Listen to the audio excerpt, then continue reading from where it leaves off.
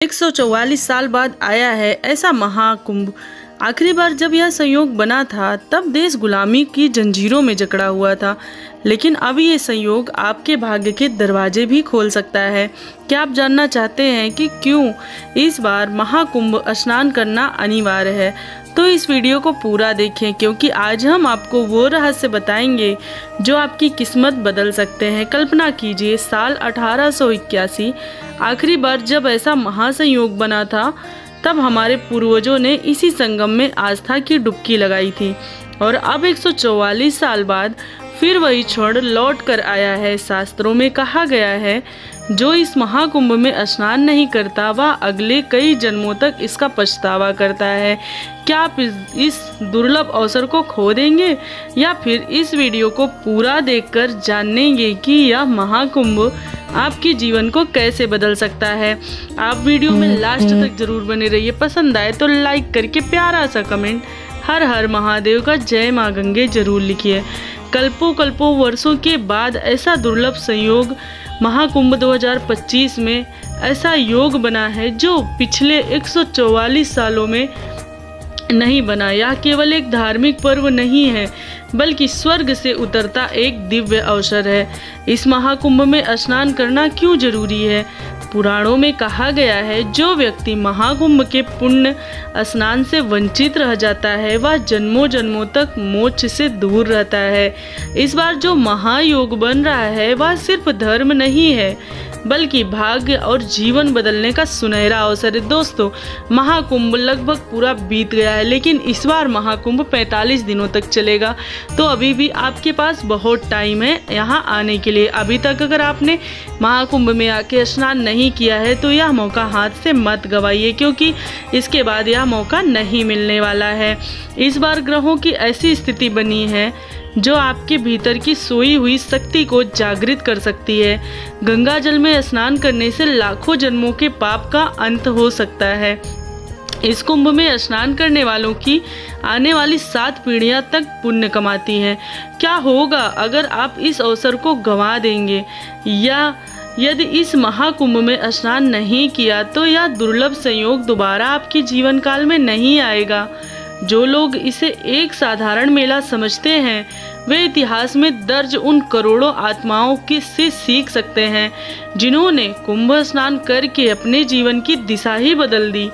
यदि आपको अपने जीवन की गरीबी, कष्ट और दुर्भाग्य को समाप्त करना है तो 2025 के इस महाकुंभ में प्रयागराज गंगा स्नान अवश्य करें, त्रिवेणी का स्नान अवश्य करें। यह एकमात्र धार्मिक अनुष्ठान नहीं है, बल्कि ईश्वरीय बुलावा है।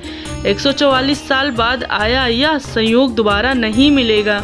यदि आप इस दिव्य अवसर को खो देंगे तो अगला अवसर आपके पास जीवन काल में कभी नहीं आएगा। तो क्या आप तैयार हैं इस दुर्लभ महासंयोग में भाग लेने के लिए? कमेंट में हर हर गंगे लिखकर अपनी आस्था प्रकट करें और इस वीडियो को अपने परिवार और दोस्तों तक पहुंचाएं, ताकि वे भी इस पावन अवसर का लाभ उठा सकें। 144 साल पहले की बात है, साल 1881 में जब भारत गुलामी की जंजीरों में जकड़ा हुआ था, तब भी लाखों साधु संत ने प्रयागराज में महाकुंभ का पावन स्नान किया था। वे कहते थे, जब 144 साल बाद यही संयोग फिर से बनेगा, तब धरती पर एक नई चेतना का जन्म होगा। लेकिन ये केवल किताबों में लिखी बातें नहीं हैं। इतिहास गवाह है कि जिन राजाओं, संतों और साधकों ने महाकुंभ में स्नान किया, उनके जीवन में चमत्कारी बदलाव आए हैं। शास्त्रों के अनुसार वह यही संयोग था जब गंगा, यमुना और सरस्वती का संगम अद्भुत शक्ति से भर जाता है। इस बार ग्रहों की स्थिति ऐसी बन रही है जिससे आपकी सोई हुई किस्मत जाग सकती है। स्कंद पुराण में भी कहा गया है, जो महाकुंभ में स्नान करता है उसके लाखों जन्मों के पाप उसी क्षण नष्ट हो जाते हैं। दुर्लभ सिद्धियां प्राप्त करने का अवसर, यह वो जगह है जहां तपस्वी, महर्षि और महान योगी तपस्या कर सिद्धियां प्राप्त करते हैं। कहते हैं, कुंभ में किया गया ध्यान, जप और दान हजारों गुना फल देते हैं। क्या होगा अगर आप इस अवसर को गंवा देंगे? अगर आप इस बार महाकुंभ में स्नान करने से चूक गए तो अगला अवसर आपके जीवन में आएगा ही नहीं। याद रखिए, भाग्य हर किसी को अवसर देता है, लेकिन केवल वही लोग महान बनते हैं जो इस अवसर को पहचानते हैं। महाकुंभ 2025 सिर्फ एक धार्मिक आयोजन नहीं है, बल्कि एक दिव्य बुलावा है। जो लोग इसे समझते हैं वो अपने ही जीवन की दिशा बदलते हैं। तो अब आप बताइए, क्या आप इस दुर्लभ संयोग का भाग लेंगे?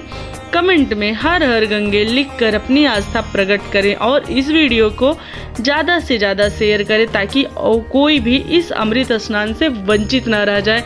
तो दोस्तों, आगे की वीडियो में आप सुनेंगे श्री अनिरुद्धाचार्य महाराज जी से। उन्होंने क्या कहा है कि क्यों इस बार 144 साल बाद जो महाकुंभ आया है वह इतना खास क्यों है, और अभी भी आपके पास कितना समय बचा है महाकुंभ में स्नान करने का। तो वीडियो में लास्ट तक बने रहिए।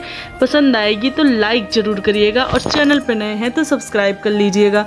चलिए ध्यान से सुनते हैं गुरुजी के द्वारा बताई गई बात। धुल लिया, उनके कमंडल में जल था ब्रह्मा जी के, तो जल डाला और धुल करके वही चरणामृत अपने कमंडल में भर लिया। किसने? बोलो। ब्रह्मा जी ने। किसने भर लिया? भगवान नारायण का, मतलब भगवान वामन जी के चरण धुलकर ब्रह्मा जी ने कहाँ भर लिए? अपने कमंडल में। और वामन भगवान ने जब 3 पग भूमि ले ली, राजा बलि के मस्तक पर तीसरा पग रखा, वो लीला हो गई पूरी। इसके बाद राजा सगर के पुत्र हुए असमंजस, फिर अंशुमान, फिर उनके दिलीप, फिर हुए भगीरथ। क्या नाम पड़ा? भगीरथ के जो पिता थे राजा दिलीप, दिलीप की 2 पत्नियां थीं। अच्छा, दिलीप तपस्या करते करते मर गए, मृत्यु हो गई और इनके कोई संतान नहीं हुई। तब 2 पत्नियां थीं, तो दोनों पत्नियों से गुरु वशिष्ठ जी ने कहा कि तुम दोनों पत्नियां ही आपस में घर्षण करो।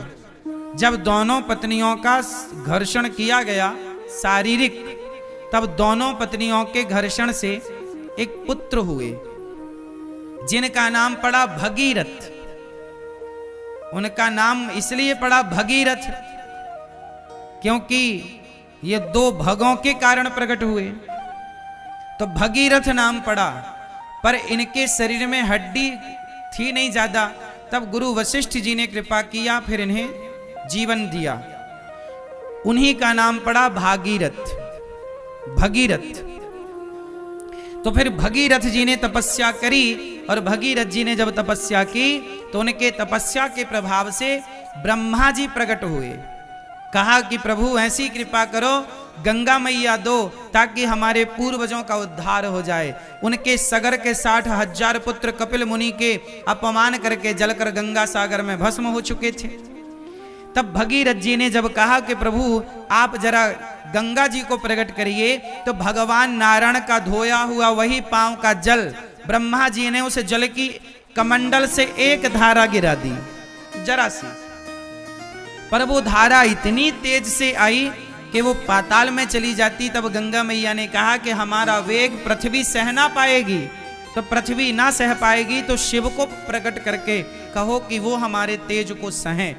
तब भगीरथ जी ने शिव को प्रसन्न किया और शिव ने कहा कि भगवान का चरणामृत है गंगा, तो प्रभु के चरणामृत को तो भक्त अपने माथे पर सजाता है।